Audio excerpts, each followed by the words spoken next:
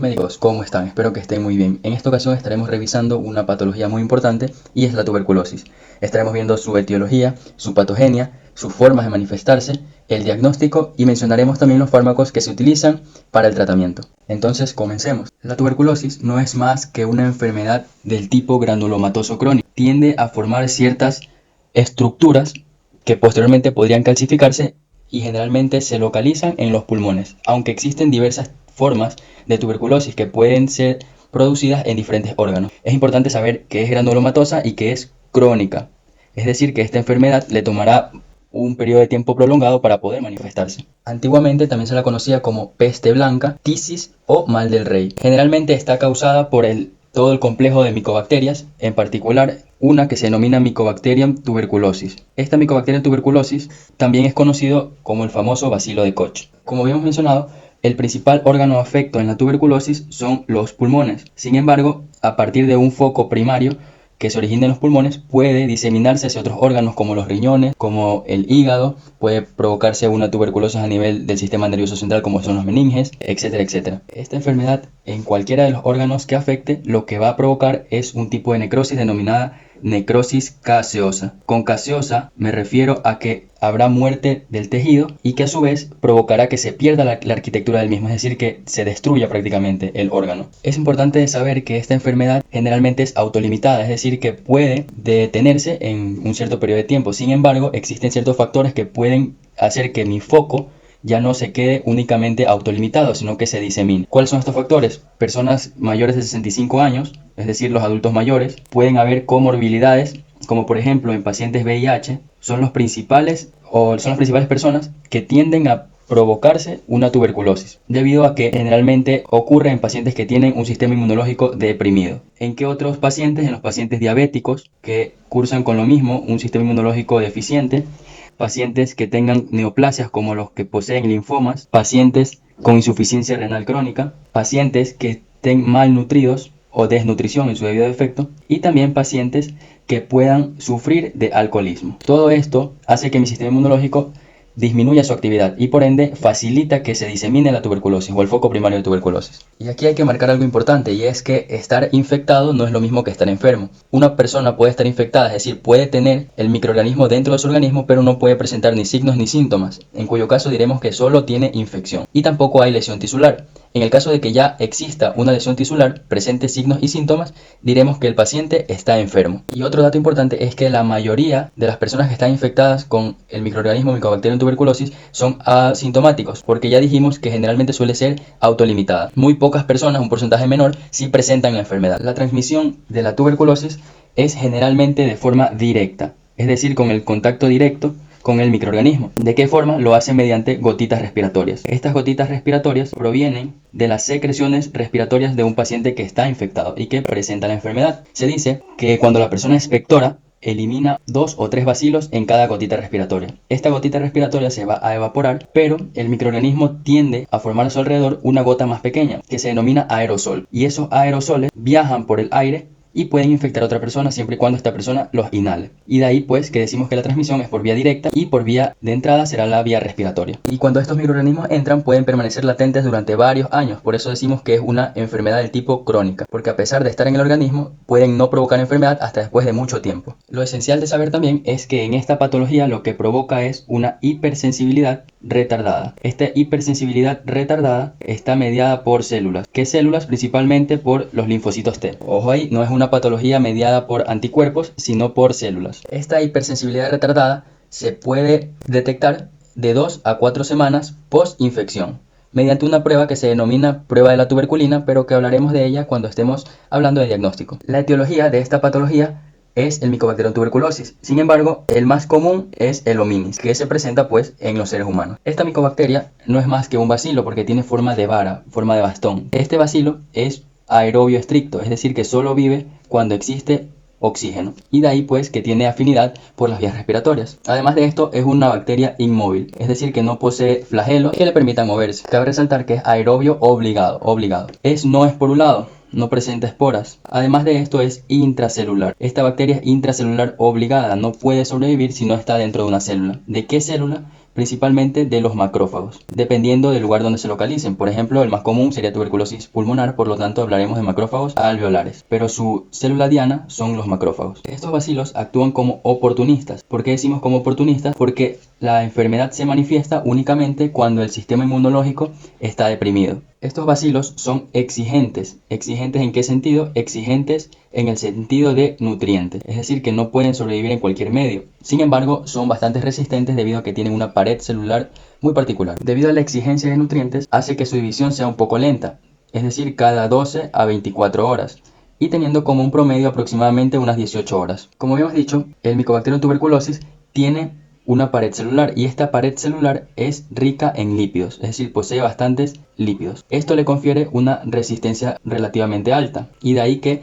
cuando hablemos de tratamiento diremos que generalmente estas bacterias tienden a formar resistencias bacterianas. Gracias a esta inmensa cantidad de lípidos es que se ha denominado a este bacilo como un bacilo alcohol ácido resistente. Se utiliza una tinción que sí funciona bastante bien y es que gracias a estos lípidos también le da esa afinidad y es a la tinción de Ziel-Nielsen, que incluso se lo utiliza como un método diagnóstico. Además de los lípidos, las paredes celulares de todos estos bacilos poseen dos proteínas importantísimas. El primero es el manócido de fosfatidil-inositol. Y este manócido de fosfatidil-inositol es el encargado de unirse a las células dianas, es decir, a los macrófagos. Y la otra proteína que posee es la proteína lipoarabinomanano. Esta proteína, junto con la manócido de fosfatidil-inositol, son las que le dan la capacidad inmunogénica a las bacterias, es decir, las que van a despertar al sistema inmune para que reaccione. Habíamos mencionado que el hominis era el más común en cuanto a seres humanos. Sin embargo, existe el Mycobacterium avium, que es el más común en pacientes VIH, es decir, que este es el que tiende a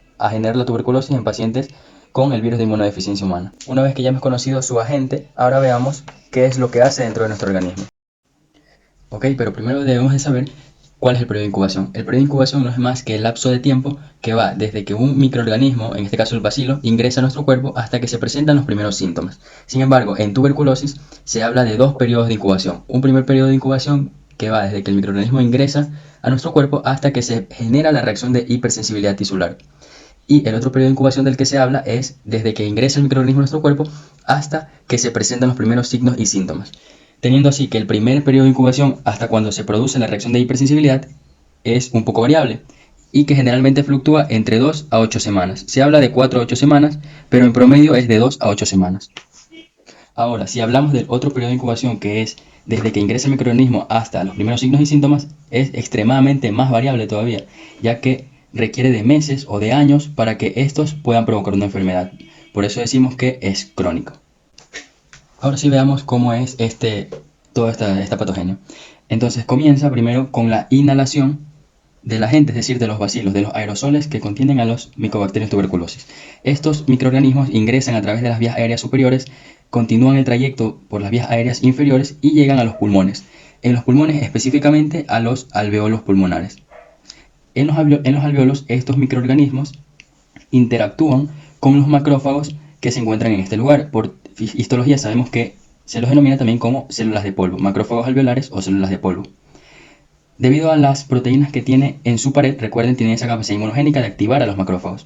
Cuando activan a los macrófagos, el microorganismo se une al macrófago, específicamente al manócido de fosfatidil-inositol, recuerden, o a la manosa que existe en el macrófago. Esa es una. Pero también se unen, por otro lado, a otro receptor que se denomina receptor del complemento del macrófago. Estos dos receptores me van a servir para dos cosas distintas. El de manosa va a servir para que el microorganismo ingrese dentro del macrófago y el receptor del complemento servirá para que este macrófago le presente este antígeno a otras células inmunitarias. Ya lo vamos a ver. Entonces, con esta interacción, el microorganismo se hace intracelular. Recuerden que era intracelular obligado. En el interior, cuando este es fagocitado, se forma una vacuola alrededor del que se denomina vacuola fagocítica. La vacuola fagocítica debe unirse a los lisosomas para formar el denominado fagolisosoma, que es el encargado de eliminar al microorganismo. Sin embargo, el Mycobacterium tuberculosis tiene la capacidad de inhibir la formación del fagolisosoma. Es decir, no permite que haya la interacción entre el fagosoma y los lisosomas, o entre la vacuola fagocítica, que es lo mismo, y los lisosomas. Haciéndolo ¿de qué manera? Lo hace al inhibir una proteína que se denomina EEA1, es decir, antígeno endosomal específico 1. esta proteína es la encargada de formar el fagolisosoma, pero como el Mycobacterium lo inhibe, ya no hay formación del fagolisosoma. Con esta inhibición, lo que produce es que el bacilo dentro del macrófago pueda multiplicarse, y en este caso se provoque una bacteriemia, porque no solo se multiplica el microorganismo, sino que también puede llegar a la sangre y se puede aquí diseminar. Todo este proceso aproximadamente se da entre la semana 0 y la semana 3 desde que penetra el microorganismo en nuestro cuerpo. En este periodo, el paciente que tiene todo esto es asintomático, porque no presenta ningún tipo de signo o síntoma, a pesar de lo que marca este periodo, que es la proliferación bacilar. Aunque todo esto sucede, recordemos que habíamos dicho que la tuberculosis es autolimitada, y es que existe otra proteína que se la denomina proteína 1 de macrófago asociada a resistencia natural, abreviada como NRAMP1. Esta proteína es la encargada de eliminar a los bacilos, y es por esa razón que en muchas ocasiones la tuberculosis no presenta mayor tipo de sintomatología y el paciente se recupera.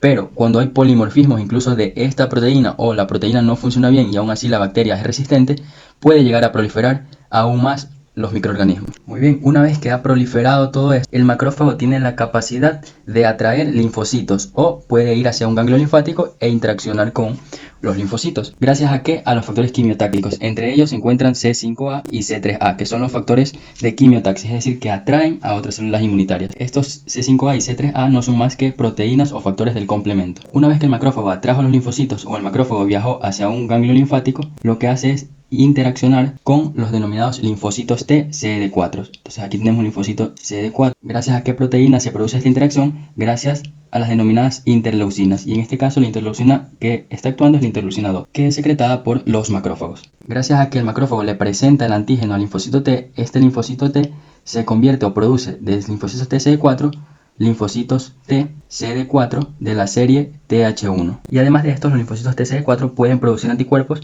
pero que no es la respuesta principal, sino la que vamos a ver a continuación. Entonces, estos linfocitos T CD4 de la serie TH1 pueden secretar tres sustancias. Primero, el factor de necrosis tumoral gamma puede provocar el interferón gamma, o puede producir interleucina 1. Todos estos factores liberados lo que hacen es activar otros macrófagos, pero estos macrófagos tienen capacidad bactericida. Estos sí van a matar a los bacilos. Quedémonos un momento ahí.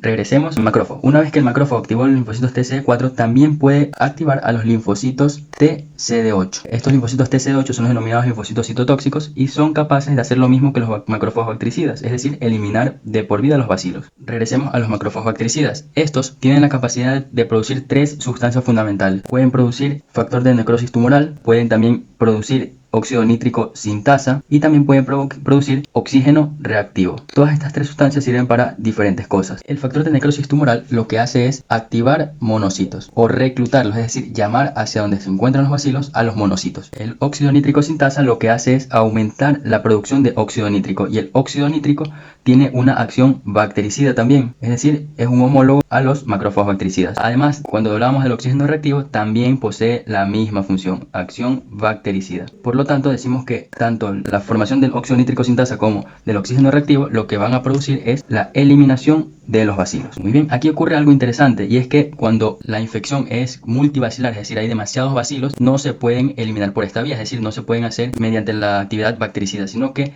reclutan monocitos y los mismos macrófagos se unen con otros macrófagos para formar las denominadas células gigantes multinucleadas o células de Langhans. Además de esto, los monocitos que se atrajeron también actúan para tratar de encerrar a estos bacilos que se pueden haber multiplicado en mayoría. Y por último van también los linfocitos T CD4 TH1, que fueron los que se activaron cuando el macrófago los presentó. De esta manera tenemos una imagen similar a esta, es decir, en los pulmones se forma el denominado granuloma, o también denominado como folículo de Koster. No es más que el denominado granuloma tuberculoso. Los granulomas se forman cuando la infección, es decir, cuando la carga bacteriana es demasiado abundante que el cuerpo no los puede eliminar. Por ende, trata de por lo menos retenerlos en un lugar para que no se diseminen. ¿Cómo está formado este granuloma tuberculoso o folículo de Koster? Está formado por tres capas, y que básicamente es lo que habíamos mencionado. La primera capa, que es la que está justo en relación con los bacilos, se denomina células o capa de células multinucleadas gigantes o células de Langhans. Estas células de Langhans no son más que varios macrófagos fusionados. La segunda capa que se forma alrededor de estas células de Langhans serán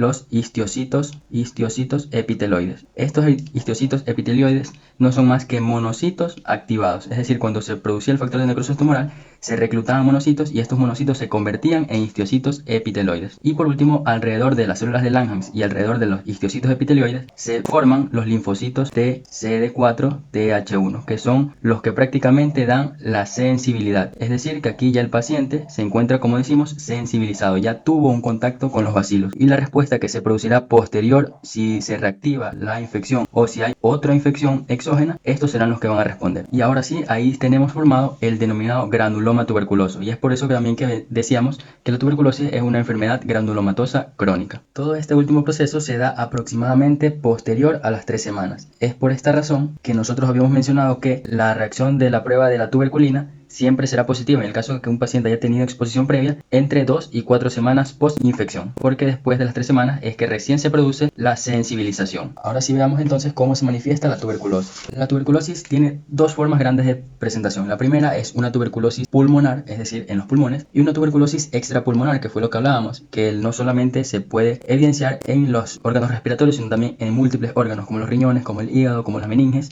etc. En este caso lo haremos solamente de la tuberculosis pulmonar. Y esta tuberculosis pulmonar tiene dos formas, una tuberculosis pulmonar primaria y una tuberculosis pulmonar secundaria, también denominada tuberculosis reactiva. Vamos más o menos como a compararlas para saber cuáles son las diferencias y en qué se pueden estar semejando. Hablemos primero de la tuberculosis primaria. La tuberculosis primaria significa que es el primer contacto que tuvo una persona con el Mycobacterium tuberculosis, es decir, en personas que no están sensibilizadas. Refiriéndonos a una exposición previa, no, porque recién está teniendo contacto con los bacilos. Normalmente se presenta tuberculosis pulmonar primaria una sola vez en la vida, en el caso de que haya tenido contacto. Sin embargo, en los pacientes gerontes, o sea, en los ancianos, debido a que estos pueden presentar una inmunodepresión, ellos pueden perder esta sensibilidad que adquieren en la tuberculosis primaria y pueden presentar más de una vez una tuberculosis pulmonar primaria. Espero que se haya entendido. Si hablamos de la patogenia o de los eventos que se producen en la tuberculosis pulmonar primaria, hablaríamos que primero induce la sensibilidad, que fue lo que vimos en patogenia. A su vez, que induce la sensibilidad, también produce que el paciente tenga una mayor resistencia, en el caso de que pues sea inmunocompetente, ¿no? Estamos hablando de personas que están bien en todos los sentidos. La segunda es que produce un foco de cicatrización. ¿A qué me refiero con esto? Al que habíamos mencionado también en patogenia, es decir, al granuloma. Ese es el denominado foco de cicatrización. Y por último, la tuberculosis pulmonar primaria puede extenderse un poco y no ser tanto autolimitada, sino que puede formarse una tuberculosis pulmonar primaria progresiva. Eso generalmente en pacientes que no tengan una respuesta inmunitaria buena, sino que estén inmunodeprimidos. Cuando los bacilos ingresan a las vías aéreas, si nos damos cuenta en el gráfico,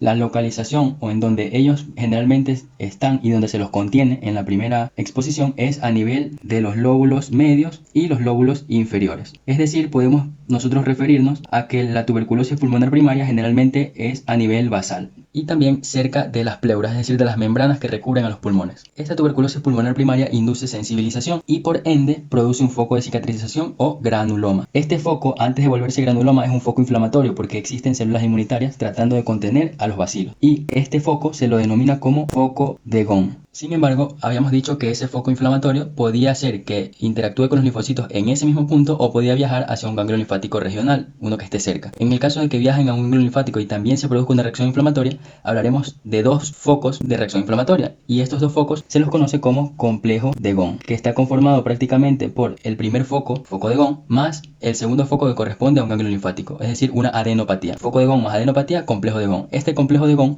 puede sufrir calcificación y a esta calcificación del complejo de Gone se lo conoce como complejo de Ranke. Complejo de Ranke, no de arranque, de Ranke, R-A-N-K-E. Al complejo de Gone también se lo ha denominado como complejo bipolar. Este foco de Gone o complejo de Gone o complejo de Ranke es o puede ser visualizado en las radiografías de tórax. Se las puede ver como unas pequeñas estructuras radio opacas, es decir, se las verá de color blanco, a nivel de los lóbulos medios e inferiores de los pulmones, lo que podría estar indicando que el paciente ya tuvo una exposición con un micobacterio y tuvo tuberculosis pulmonar primaria. Y si el paciente está ok, su sistema inmunológico está súper bien, estos focos quedarán ahí, solo se calcificarán al final y no provocarán ningún tipo de sintomatología ni enfermedad. Pero ya la persona queda sensibilizada. Recuerden Recuerden eso siempre, siempre lo estoy recalcando porque es importante. Y eso es lo que sucede en la mayoría de los casos. Recuerden que casi todos hasta aquí llegan. Existe una pequeña cantidad de porcentaje, aproximadamente el 5% de todos los que han tenido exposición a tuberculosis, generan tuberculosis secundaria, tuberculosis postprimaria o tuberculosis reactiva. Y es que esta solo aparece en pacientes que han sido previamente sensibilizados, es decir, que sí han tenido exposición. Y se da por reactivación de las lesiones primarias que hubieron en la tuberculosis pulmonar primaria, ya que estos bacilos, recuerden, quedan latentes a pesar de haberse formado el granuloma. Lo que hace nada más es tratar de contenerlos, pero no de eliminarlos. Se habla de que esta tuberculosis secundaria también puede ser por una reinfección exógena, es decir, que ya tenga un foco de Gón y que este no sea el que permita la diseminación, sino que de afuera provenga otra vez el micobacterio y esta vez provoque ahora sí la enfermedad. La diferencia aquí es que además de que sí ya ha tenido exposición, ya no va a provocar un granuloma, sino que va a provocar algo mucho más grave y son las denominadas cavitaciones. Estas cavitaciones tuberculosas, como su nombre le está indicando, son, por decirlo así, huecos que se producen en el pulmón, en el parénquima pulmonar. Se debe a que los bacilos hacen que el cuerpo reaccione de una forma bastante brusca y se erosione la vía aérea. Recuerden que a pesar de que el paciente está inmunodeprimido,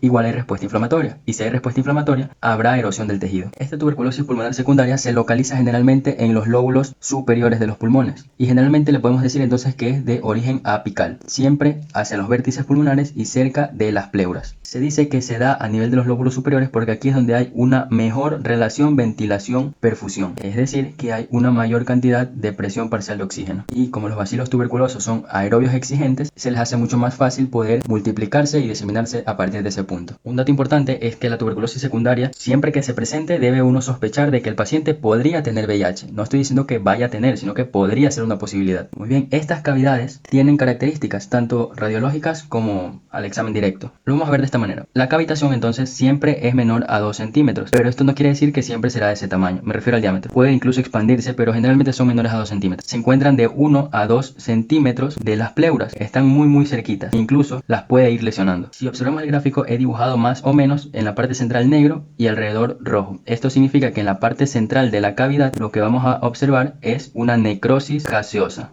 Pero en la periferia de la misma lo que vamos a encontrar es una fibrosis, ¿sí? El tejido está indurado, fibrosis. Como dije, esta lesión puede expandirse, puede hacerse más grande. Y si se expande puede ir lesionando bronquios. Si lesiona un bronquio, gracias a esa conexión de la caverna, y recuerden, hay necrosis gaseosa, hay destrucción del parénquima, si se conecta con un bronquio hará que el paciente expectore. Es decir, que elimine lo que comúnmente nosotros conocemos como flema, pero que en medicina lo conocemos como esputo. Ya veremos que el esputo puede ser o tener dos características diferentes, igual en diagnóstico lo vemos. Puede lesionar también vasos sanguíneos. Cuando lesiona vasos sanguíneos puede provocar que el paciente expectore también, pero esta vez ya no flema, sino sangre. Y eso es algo un poco típico de los tuberculosos. Habíamos mencionado que se encuentra muy cerca de la pleura y que la puede lesionar, es decir, que si lesiona la pleura hará que ésta se irrite, y si esta pleura se irrita comenzará a hacer que sude, por decirlo así. Si la pleura suda, lo que me puede provocar es un derrame pleural. Y además de esto, al expandirse también puede provocar diseminaciones, y la diseminación de la tuberculosis o de los bacilos puede ser por varias vías. Puede ser por una vía linfática, ya habíamos dicho también que viaja hacia un ganglio linfático, por ende ya es un poquito obvio. Puede ser por vía hematógena, recuerden que si lesiona un vaso tiene la posibilidad de escapar por ahí, y también puede ser por vía respiratoria misma, es decir, que si el paciente expectora y en la expectoración hay esputo con bacilos, estos bacilos pueden ir lesionando o se pueden ir quedando en el resto de las vías aéreas, bronquios, tráquea, laringe, y provocar tuberculosis laringea, por ejemplo. Cabe resaltar un dato muy importante, y es que en un paciente joven o relativamente joven que presente un derrame pleural sin tener ningún otro tipo de comorbilidad, es decir, que prácticamente esté sano, siempre se debe de pensar que el paciente puede tener tuberculosis. ¿Ok? Si se han fijado en el pulmón izquierdo de este gráfico, yo he dibujado una serie de puntitos, y es que también se puede presentar otro tipo de tuberculosis que se denomina tuberculosis miliar. ¿Cómo se da esta? A partir de un foco, es decir, de una cavidad, puede por vía linfática los bacilos viajar. Cuando viajan por vía linfática, pues llegarán al conducto linfático.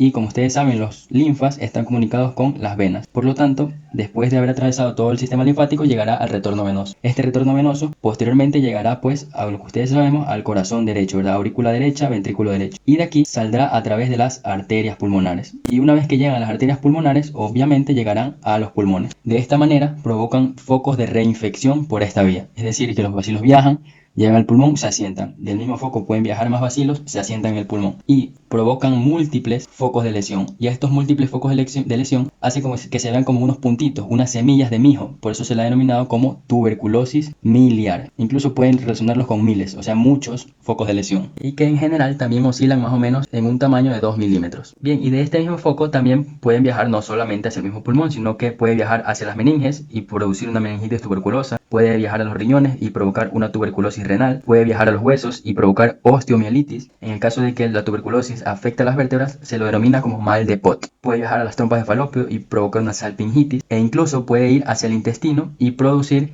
por deglución de la expectoración una tuberculosis intestinal. Y estas son las formas de presentación. Ahora veamos cuáles son los signos y síntomas, a pesar de que ya los hemos ido mencionando, pero igual. Ok, entonces el primer signo o síntoma mejor dicho, que nosotros vamos a ver en un paciente con tuberculosis es la tos. Recuerden que si hay destrucción del parénquima pulmonar, la irritación del mismo, por ser una vía aérea inferior, por fisiología sabemos que lo que me va a provocar es el reflejo de la tos. Pero esta tos generalmente se presenta más de 15 días. Si la tos es de más de 15 días y además de la tos se presenta otro signo que conocemos como expectoración, por ahí ya nos podría estar indicando que el paciente podría sufrir de tuberculosis. Esta expectoración ya dijimos que la conocíamos como esputo. Este esputo, en el caso de la tuberculosis, puede ser de dos maneras. Al inicio puede ser mucoso o muco purulento, es decir, moco proveniente de la misma vía aérea y lleno de pus por la reacción inflamatoria. O también, como dijimos, puede estar afectando un vaso sanguíneo, en cuyo caso ya no será mucopurulento, sino que más bien el paciente tendrá a eliminar sangre, y a eso le denominamos como hemoptisis, ¿sí? Hemoptisis. Cuando hablamos de hemoptisis hay algo importante, y es que puede existir una hemoptisis fulminante en pacientes con tuberculosis, aunque son casos muy raros, pero pueden suceder. Esto sucede cuando existe una pequeña arteria que cabalga o cuelga dentro de la cavidad y que puede provocarse un aneurisma, es decir, la debilitación de las paredes de esa pequeña ramita, que puede ser una rama de la arteria pulmonar o puede ser una rama de las arterias bronquiales. Si ese aneurisma se rompe dentro de la caverna y si la caverna está comunicada con un bronquio, habrá hemoptisis, pero una hemoptisis tan intensa que me puede provocar la muerte del paciente. Al aneurisma de esa pequeña rama se lo denomina como aneurisma de Rasmussen. Otro de los signos síntomas será el dolor pleurítico. Recuerden que por la cercanía de la pleura puede irritarla y por lo tanto va a presentar un dolor del tipo pleural, es decir, un dolor que se lo conoce también como dolor punta de costado, y es como una sensación punzante que se encuentra en el tórax, ¿sí? El paciente lo va a describir así, como que le hinca demasiado. Otra complicación es que por la destrucción intensa del parénquima no solo se va a provocar tos y expectoración, sino que también podría llegar a provocar un síndrome de insuficiencia respiratoria. ¿Ok? Ahora, la reacción inmunológica, es decir, la formación del factor de necrosis tumoral, el interferón y las interleucinas, lo que me van a provocar son síntomas inespecíficos. Síntomas inespecíficos como por ejemplo una fiebre, por ejemplo un malestar general, una anorexia, una adinamia. Pero lo importante es que en el caso de la fiebre tiene características, y es que la fiebre es poco intensa. Más bien lo podríamos llamar incluso como una febrícula, no como una fiebre en sí. Y es reemitente, esa es la característica sumamente importante. Es decir, que esta aparece durante la tarde, casi noche, y luego desaparece nuevamente, no es continuo. Obviamente, acompañada de la fiebre, lo que va a provocar es una sudoración profusa, que en medicina lo conocemos como diaforesis, por no decirle sudoración profusa. Diaforesis, o también denominada como hipercrinia. Por la misma sensación de fiebre, de tener sudoración profusa, de malestar general, el paciente tendrá anorexia. La anorexia es un término que está refiriéndose a que la persona no come, es decir, si no come, el otro síntoma en particular que se va a presentar es la pérdida de peso, ¿sí? Entonces, todos estos signos y síntomas se presentan en un paciente con tuberculosis. Cabe destacar que en pacientes que tengan tuberculosis no siempre los síntomas se les van a ver así de bonitos, es decir, que no todos los pacientes van a presentarme este patrón de tos, expectoración, fiebre remitente, pérdida de peso. A veces los síntomas son muy inespecíficos y solo pueden presentarse como malestar general, como una adinamia, como una anorexia por ahí, un poco de fiebre, pero nada más. Por eso el diagnóstico de tuberculosis es un poquito complicado. Y muchas veces el diagnóstico se lo realiza más bien como un hallazgo, porque hay personas a los que le realizan, por ejemplo, una radiografía de tórax y encontramos el foco de Gone. Entonces por ahí ya con ese hallazgo podemos intuir que la persona sí ha tenido contacto con un micobacterio. Para terminar, el diagnóstico y el tratamiento. ¿Ok? Para el diagnóstico de toda enfermedad, esto sí grábenselo porque es muy importante, tendremos que tener tres parámetros en consideración. Tenemos que saber que existe un diagnóstico clínico, un diagnóstico epidemiológico y un diagnóstico de laboratorio. Todos estos tres deben ir siempre en relación. Tenemos así que el diagnóstico clínico de la tuberculosis será por medio de los signos y síntomas. Si hablamos de epidemiología, hablaremos de pacientes que tengan más de 65 años, por ejemplo, pacientes que tengan comorbilidades como VIH, diabetes, etcétera, etcétera, todo lo que se relacione con una deficiencia del sistema inmunológico. Veremos pacientes que hayan tenido una previa o previo contacto con otras personas que tenían tuberculosis, pacientes que sean de zonas endémicas donde la tuberculosis siempre existe, o pacientes que hayan tenido antecedentes de tuberculosis. Una tuberculosis mal curada, por ejemplo, puede volver a reactivarse. Y por último, los exámenes de laboratorio que son acompañantes. Entre ellos tenemos principalmente tres: la vaciloscopía, el cultivo y la radiografía de tórax. Se agrega también la prueba de la tuberculina o prueba de Mantoux, aunque esta no es del todo diagnóstica, pero sí nos ayuda bastante. Empecemos con la vaciloscopía. La vaciloscopía no es más que una prueba en la cual veremos directamente al micobacterio, es decir, usaremos el microscopio. Esta vaciloscopía también se la conoce como la denominada prueba de esputo. ¿Cómo nosotros obtenemos esto? Normalmente el paciente tiene que expectorar durante 3 días seguidos y se recoge el esputo matutino en ayuna las 3 veces, es decir, 3 veces recogemos esputo. Y gracias a esa muestra podemos nosotros llevarla a un laboratorio para que realicen la denominada tinción de Ziel-Nielsen, ¿sí? Gracias a esa tinción de Ziel-Nielsen es que nosotros podemos observar los micobacterios. Bien, el otro método es por cultivo, y este cultivo se lo realiza generalmente en los medios de Lowenstein-Jensen, que son medios con relativamente alta cantidad de nutrientes. Recuerden que son muy exigentes. El cultivo tiene una ventaja, y es que es mucho más sensible que una vaciloscopía. Es decir, que si existen muy pocas cantidades de bacilos, mediante el cultivo sí podré determinar si el paciente tiene o no tiene tuberculosis. Muy al contrario de la vaciloscopía, si hay una carga bacteriana muy baja, es muy difícil que se pueda diagnosticar. Sin embargo, la desventaja del cultivo es que el cultivo demora entre 3 y 6 semanas para ser entregado, mientras que la vaciloscopía es cuestión de horas. A pesar de todo esto, el cultivo es mucho más recomendable realizarlo cuando existe una vaciloscopía negativa, pero el paciente por la clínica me presenta todos los signos y síntomas característicos de tuberculosis.